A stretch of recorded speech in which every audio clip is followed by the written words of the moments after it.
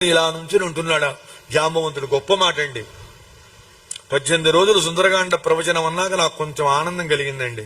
నేను అసలు విపులంగా విస్తారంగా చెప్పుకుందాం.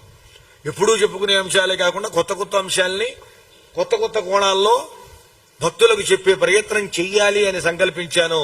అంటే కొత్త విషయాలంటే కొత్త యోగు చెబుతా అనుకోబాకండి దయచేసి. అందులో ఉన్న అంశాలు అంతేకాని ఆంజనేయ స్వామి కాడు, జాంబవంతుడు కాదు, ఇలా మొదలు పెడితే సుందరకాండ కాదు. అందువల్ల ఈ జాంబవంతుడు అంటున్నాడు, నాయనా జ్ఞాతీనాం విపుల శోక త్వయా తాత వినాశిత. ఎప్పుడైతే ఈయన శరీరాన్ని పెంచి పెద్ద చేశాడో, నాయనా హనుమా నీ జ్ఞాతుల యొక్క శోకమంతా పోయిందయ్యా అన్నారు. అంటే వీళ్ళ మొహంలో ఆనందం వచ్చిందండి. ఎందుకట ఇంకేముంది, హనుమ ఇక్కడ ఎగిరాడంటే అక్కడ దిగుతాడు. ఇక్కడ లంకాపట్టణంలో దిగితే సీతమ్మను చూస్తాడు. చూస్తే విషయం తెలుస్తుంది. ఆ విషయం చెబితే సుగ్రీవుడేం చేయడు. రాముల వారి అనుగ్రహం మనందరికీ కలుగుతుంది. నాయనా నీ జ్ఞాతుల యొక్క శోకాన్ని పోగొట్టావయా నువ్వు అని ఇక్కడ చెబుతున్నాడు. ఇది చాలా ఇంపార్టెంట్ విషయం అండి. మన మానవుల్లో చిన్నతనంలోనే గొప్పతనాన్ని పొందిన వాళ్ళు ఉన్నారు. సంగీతంలో కావచ్చు, శాస్త్రాల్లో కావచ్చు, వేదాధ్యయనంలో కావచ్చు, క్రీడా స్ఫూర్తిలో కావచ్చు, ఏ విషయంలో అయినా కావచ్చు అండి.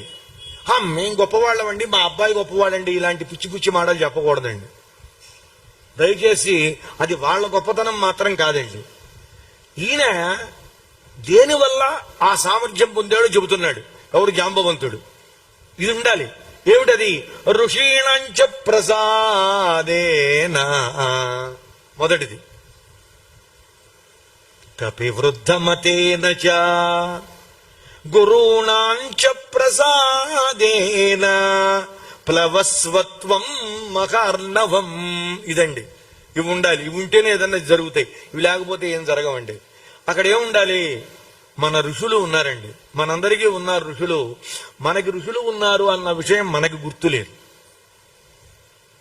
ఏమనుకోవద్దు, క్షమించాలి. ఎప్పుడు గుర్తొస్తుందంటే, మీ గోత్రం ఏమిటి అంటారు పురోహితుల వారు లేదా అర్చక స్వామి. అప్పుడు గుర్తొస్తుందండి. ఇంకొంతమంది ఉంటారు, అమ్మా మన గోత్రం ఏమిటే అంటాడు.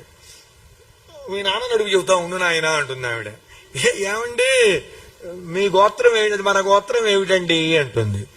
ఉన్నట్టుండి గోత్రాలు అడిగితే ఎట్లాగూ? అదేమన్నా గుర్తుంచుకునే విషయం? అవే గుర్తుంచుకోవాలి విషయాల. ఒక్క నిమిషం ఉండు, మా నాన్నని అడిగి చెబుతానంటాడు. వాళ్ళ నాన్నకి ఫోన్ చేస్తాడు. అక్కడ ఫోన్ చేసిన తర్వాత వాడంటాడు, శ్రీవత్స అనుకుంటున్నాను రా. వాడు అనుకుంటున్నా, వాడికి 70 ఏళ్ళు. నువ్వు ఏ ఋషి వంశంలో పుట్టావో నీకు తెలియాలి. మీరందరికీ గోత్రాలు ఉన్నాయండి. వాళ్ళందరూ ఋషులు. మౌద్గల్యస గోత్రం అంటారు. ముద్గల మహర్షి ఆయనకి సంబంధించిన వాళ్ళు.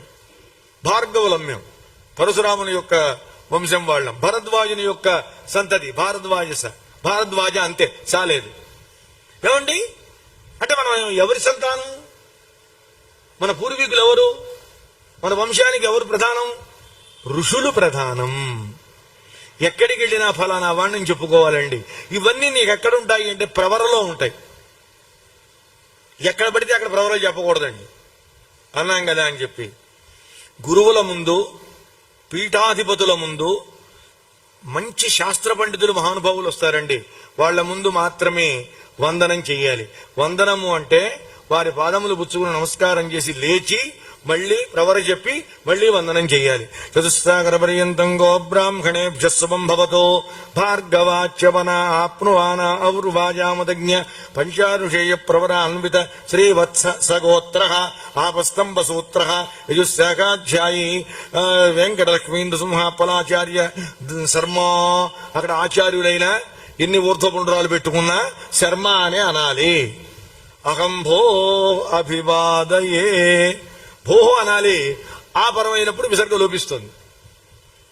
అభివాదయే అని మళ్ళీ నమస్కారం చేసినప్పుడు అక్కడ మాత్రమే ప్లుతం వాడాలి అని చెబుతారు. 3వ మాత్ర ఆయుష్మాన్ భవ అప్పలాచార్య అనాలి. ఇది ఎక్కడ పడితే అక్కడ చేయకూడదండి. రోడ్ల మీద ఎవరు పడితే వాడికి అట్లా అండం పోవడం తప్ప ఆగండి చూసి అనకూడదు. అది అక్కడే అనాలి. ఇది ఇందులో ఉన్నటువంటి విషయము.